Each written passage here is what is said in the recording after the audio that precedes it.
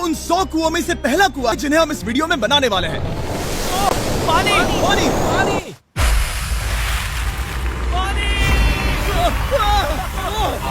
आपने अभी अभी केन्या के एक छोटे से गांव को पीने के पानी का अनलिमिटेड सप्लाई मिलते हुए देखा, वो भी सिर्फ 1 सेकंड में। अभी एक कुआं बना है और 99 बाकी है। आपको ये वीडियो बहुत पसंद आएगा। इन 100 कुओं को मिलाकर 5 लाख से ज्यादा लोगों को पीने का ताज़ा पानी मिलने वाला है। केन्या की इस साइट पर कुछ कुएं बनाने के बाद हम नाइरीरी स्कूल सिस्टम के साउथ में गए और कह सकते हैं कि उन्हें हमसे मिलकर बहुत खुशी हुई। क्या हाल है? मैंने ऐसा नहीं सोचा था। स्वागत के लिए शुक्रिया। समझ नहीं आता कैसे रिएक्ट करूं। बहुत बहुत शुक्रिया दोस्तों। हमारे आने पर इस गांव ने हमारा जोरों से स्वागत किया और नोलन इसमें थोड़ा खो गया। नोलन जैसा अजीब इंसान मैंने कभी नहीं देखा और ये मेरी गलती नहीं है। और फिर वहाँ का स्कूल देखने के बाद ये रहे हमारे मेहमान। क्या हाल है? दिन अच्छा बीत रहा है ना? सबसे मिलकर अच्छा लगा। सबको गुड डे। एक टीचर ने मुझे दिखाया कि स्टूडेंट्स कहाँ से पानी पीते हैं, जो कि एक बहुत ही अनसेफ नदी से आ रहा था। तो आपके स्टूडेंट्स यहीं से पानी पीते हैं? हाँ ये बुरी बात है। हाँ, स्टूडेंट्स हमेशा डायरिया जैसी बीमारी, टाइफाइड जैसी बीमारी की कंप्लेंट्स करते हैं क्योंकि वो ऐसा पानी पीते हैं। तो हाँ। हम कोशिश करते हैं, पर देख रहे हो ना, अब क्या कहा जाए। पर क्या करे, जिंदगी तो जीनी ही है और पानी तो सबको चाहिए होता है। जाहिर है कि इनकी हालत सच में बहुत खराब है। असुरक्षित पानी पीने से इन बच्चों की जिंदगी बहुत कम होती जा रही है। पर कम से कम इस गांव की मदद करने की हम पूरी कोशिश करने वाले हैं। क्या पता ये मुझे फिट आएगा या नहीं। मेरा सिर बड़ा है। देखते हैं पानी मिलता है या नहीं। ओह, ओह। बारिश हो रही है, क्या नजारा है।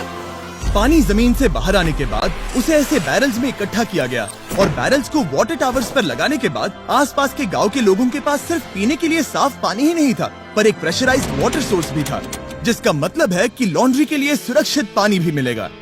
और खींचो। मुझे बताओ ये नोलन की मॉम से कितना हैवी है? नोलन की मॉम से दुगना। Oh God। मैं तुम्हें यहाँ से धकेल दूंगा। ठीक है, इसे अब यहाँ रख दो।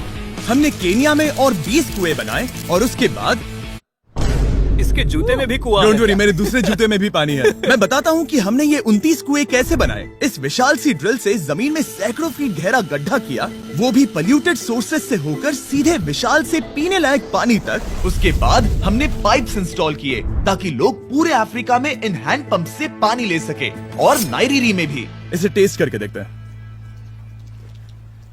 पानी जैसा है। मुझे इस 5 गैलन ड्रम को भरने के लिए 5 मिनट लगे। इससे एक दिन में कितना पानी मिल सकता है? 3600 गैलन एक दिन में। ये न केवल स्कूल के 400 बच्चों को कवर करेगा, बल्कि स्कूल के आसपास के गांव वाले भी इसका अच्छे से इस्तेमाल कर सकते हैं। पानी के लिए शुक्रिया आपका। कोई बात नहीं। ये पंप नॉन स्टॉप 30 सालों तक चल सकता है।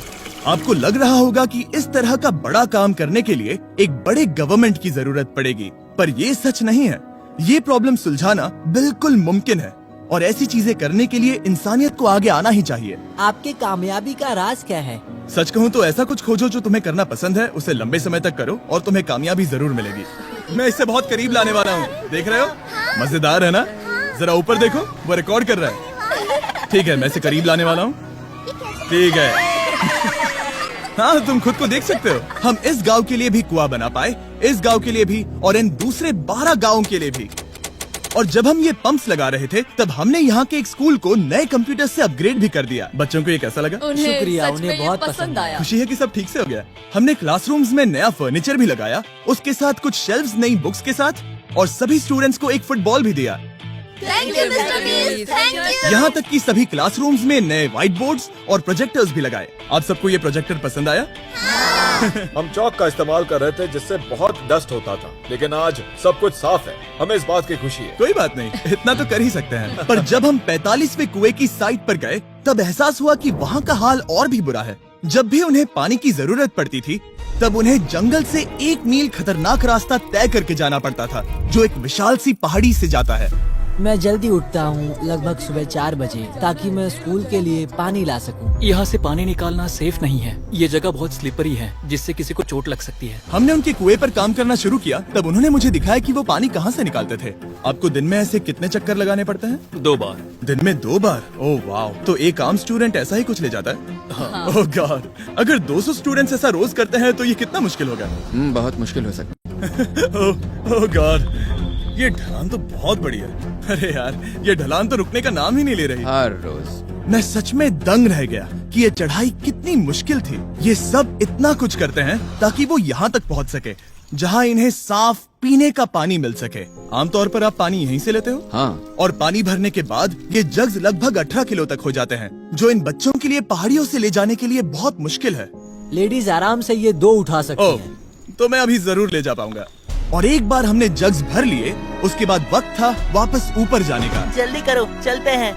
इससे तो पसीना भी नहीं आ रहा है। मैं ले लूंगा। और अब घंटों तक असुरक्षित पानी को इकट्ठा करने के बजाय उनका नया पंप स्कूल के बस 10 फीट दूर था, तो अब ये यहाँ से पानी ले सकते हैं। बहुत थक गया हूँ। और फिर हम गए हमारे अगले गांव में, जहां हमने बनाया हमारा 46वां कुआं। पर हमें एक प्रॉब्लम से गुजरना पड़ा। हमने देखा कि ये गांव आधे से बटा हुआ है, वो भी इस खतरनाक सी नदी से। ये अभी इतनी खतरनाक नहीं लगेगी, पर जब बारिश का मौसम आता है, पानी ऊपर तक आकर इस पुल को पूरी तरह से निगल लेता है।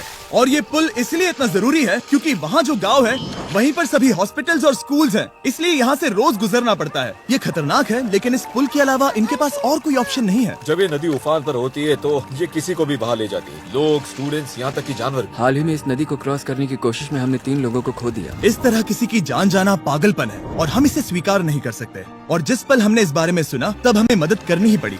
तो पंप तक जाने वाले पुल को जब हमने ठीक करना शुरू किया, तब हमने केन्या से 2000 मील दूर जिम्बाब्वे देश का भी सफर तय किया। अफ्रीका में आए 1 हफ्ते से ज्यादा हो गया है और अब भी कई पंप्स लगाने बाकी है। तुम में से बदबू आ रही पर है। मैंने सुबह ही शावर लिया था। बात होते ही मैं हाथ नीचे ले लूंगा।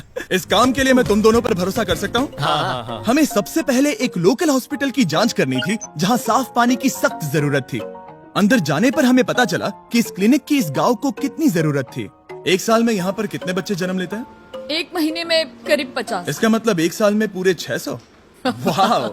पर दुख की बात यह है कि इन प्रेग्नेंट महिलाओं को सिर्फ पानी लाने के लिए 1 मील तक जाना पड़ता है और इन भारी बकेट्स को लेकर वापस आना पड़ता है। पर अच्छी खबर ये है कि हमने इनकी पैसों से मदद की यहाँ पर एक मॉडर्न पंप लगाने के लिए। और अब बस देरी थी इसे शुरू करने की। ठीक है नोलन, क्या तुम तैयार हो? मैं तैयार हूँ। ओवर। मुझे एक ड्रामेटिक जूम इन दो। नोलन, मैंने बटन दबा दिया है, ये काम कर रहा है? पानी आ रहा है। आप जाकर चेक करना चाहेंगे? हाँ। वहाँ पर? हाँ, चलो चलिए, चलते हैं। लोगों को पानी मिलता देख मुझे आखिर बहुत अच्छा खुशी हो पानी रही मिल ही है। गया। ये सच में एक कमाल की बात है। हमारा नोलन एक प्रोफेशनल डांसर है। हाँ। यकीन नहीं हो रहा, मैं डांस कर रहा हूँ। वो कर क्या रहा है? ओह गॉड, सॉरी, मैं नहीं चाहता कि आप इसे और देखें। साफ पानी मिले ये पक्का करने के अलावा इस गांव में बहुत से स्टूडेंट्स को ट्रांसपोर्टेशन की भी दिक्कत थी, तो हमने इन सबको नई साइकिल्स देने का फैसला किया। बच्चे बहुत ज्यादा हैं, पर हमने साइकिल्स भी उतनी ही खरीदी हैं। सच बताऊं तो मुझे साइकिल चलाना नहीं आता। जिमी को सिर्फ साइकिल देना आता है। कभी इसे चलाना नहीं सीखा। तो चलो हम एक रेस लगाते हैं। 3, 2, 1, गो! ओह माय गॉड, सभी मुझसे आगे जा रहे हैं। संभल के, मुझे चलाना नहीं आता, किसी को उड़ाना नहीं चाहता। तुम इसे चलाओगे? ठीक है, जाओ चलाओ। ओके। और इन्हें साइकिल्स देने के बाद हमने तब तक पंप्स लगाए जब तक हम पहुंच गए कुआं नंबर 69 तक। ये कुआं सोलर पावर्ड है, जो गांव के किसानों के लिए खास बनाया गया है, ताकि इनकी फसलों और जानवरों को जरूरत से ज्यादा पानी मिल सके। चाहे गर्मी हो या फिर बिजली ना हो, इससे कोई फर्क नहीं पड़ेगा। हर एक पैनल है 200 वॉट्स का, जो एक पंप से जुदा है। ये पंप हर घंटे 5000 लीटर पानी खींच सकता है। बेसिकली ये अनलिमिटेड पानी का सोर्स है इस पूरे गाँव के लिए।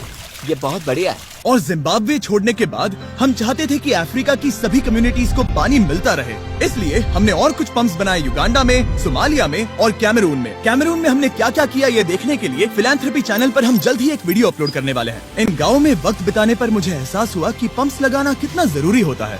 कैसे ये खेती को पानी देते हैं, भूखे का पेट भरते हैं, कैसे ये हॉस्पिटल्स को साफ सुथरा रखते हैं और सबसे जरूरी कैसे ये आने वाले पीढ़ी के बच्चों के लिए लंबी और हेल्दी जिंदगी जीने में मदद करते हैं और इससे कम्युनिटीज का भविष्य भी सेफ हम होता है। बहुत समय से इंतजार कर रहे हैं साफ पानी के लिए। Water is life. और कुछ लोकल लोगों की मदद से हमने आखिरकार ये पुल पूरा कर ही लिया, जिसे ये कम्युनिटी अगले 100 सालों तक इस्तेमाल कर सकती है। कई जिंदगियां बचेगी, परिवार एक साथ आएंगे, परेशानियां चली जाएंगी। इस वीडियो में हमने जो 100 पंप्स लगाए हैं वो कई जिंदगियां बदल देंगी, पर ये काफी नहीं है। इसीलिए मैं चाहता हूं कि आप जाने से पहले beachphilanthropy.org/wells पर जाएं और मुमकिन हो तो पैसे डोनेट करें। मैं सच कह रहा हूं, हमें इस वीडियो से एक पैसे का भी फायदा नहीं हो रहा है। इस वीडियो से जितने भी पैसे आएंगे वो 100% इन पंप्स को बनाने में खर्च होंगे, वो भी पूरी दुनिया में। पता है ये अजीब है कि एक यूट्यूबर को ये सब करना पड़ रहा है, पर किसी को तो करना ही होगा। अगर कोई नहीं करेगा तो हम ये करेंगे ही। आप देख सकते हैं इस काम से कई कम्युनिटीज की जिंदगियां बदल रही हैं। और फाइनली 100वां पंप। ओह माय गॉड, मुझे माफ करना।